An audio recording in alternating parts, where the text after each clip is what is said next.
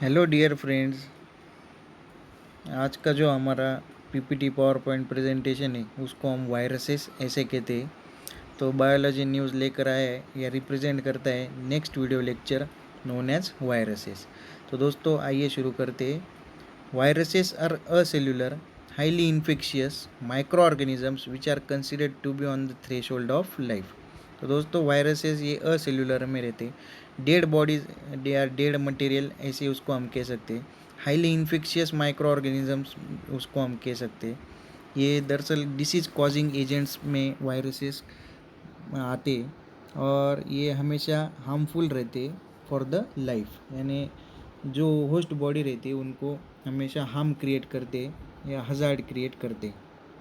तो सबसे पहले EMW बेजरिंग 1898 में इन्होंने सबसे पहले इसका नाम कॉन्टेजियम विवियम फ्लूइडम ऐसा नाम रखा था। इसका मतलब है कॉन्टेजियस लिविंग फ्लूइड, यानी दरअसल कॉन्टेजियस यानी वायरल फॉर्म में आता है और एक से दूसरे बॉडी में ट्रांसफ़र इसका बहुत जल्दी होता है। उसको हम कॉन्टेजियस डिसीजेस में भी इसका हम इसकी डेफिनेशन ले सकते हैं। और ये जो टर्म है सबसे पहले लुइस पास्चर इन्होंने निकाली थी। ये उन्होंने बताया था कि वायरसेस दरअसल कैसे होते हैं। अभी आगे viruses are acellular ultra microscopic disease causing infection इंटाइटिस।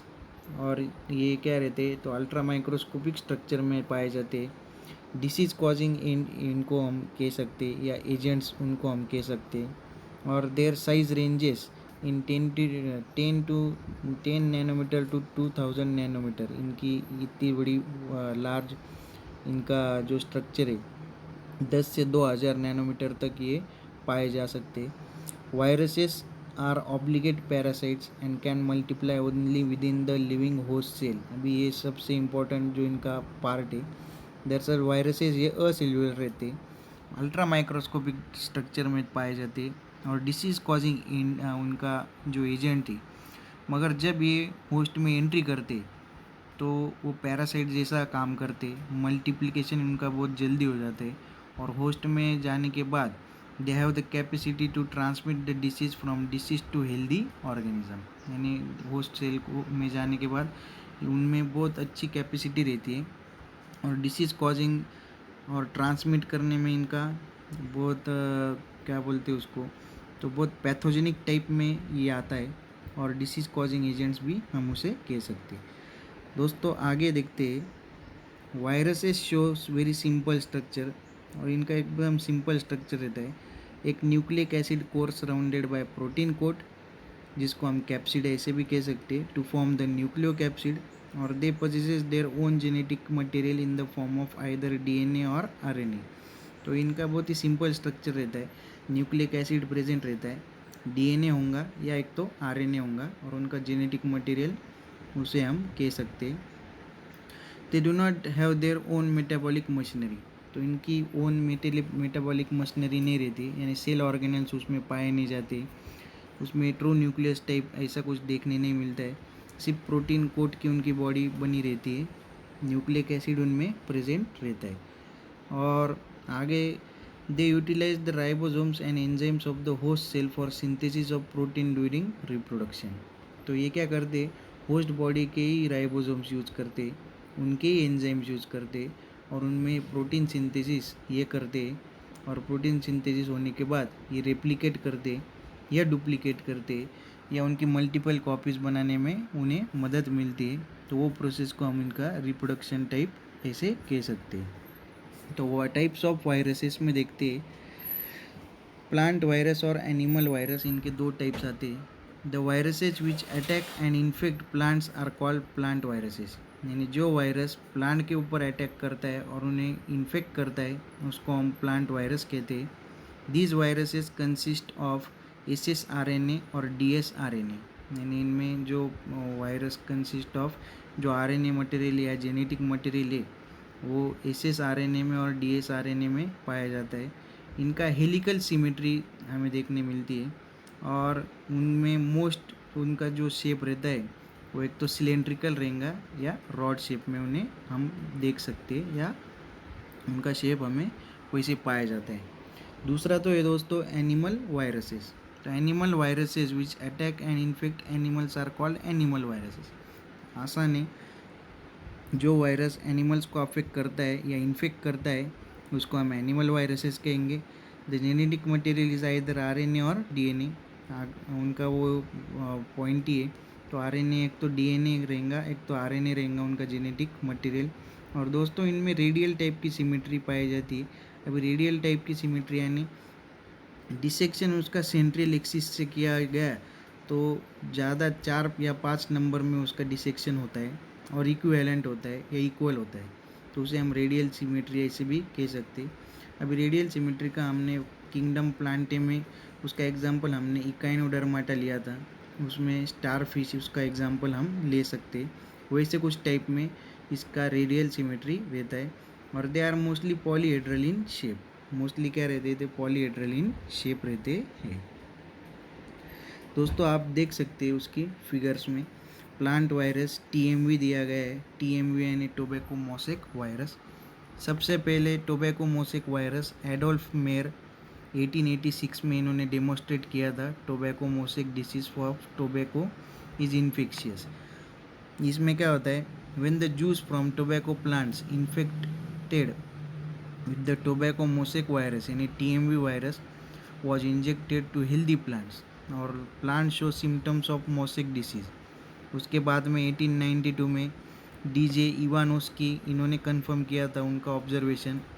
Mayor इनोविगोन्स्की ने प्रिपेयर किया था उसका extraction of infect tobacco plant और उन्होंने बताया था कि ये अफेक्ट करता है हेल्दी प्लांट्स को, यानी जो TMV वायरस है अगर हेल्दी प्लांट में इंजेक्ट किया गया तो उसमें वो हेल्दी प्लांट उसमें इन्फेक्टेड होता है और उसमें जो वायरस पाया जाता है वो दरअसल क्या होता है, तो TMV वायरस रहता है यानी टोबैको मोसेक वायरस।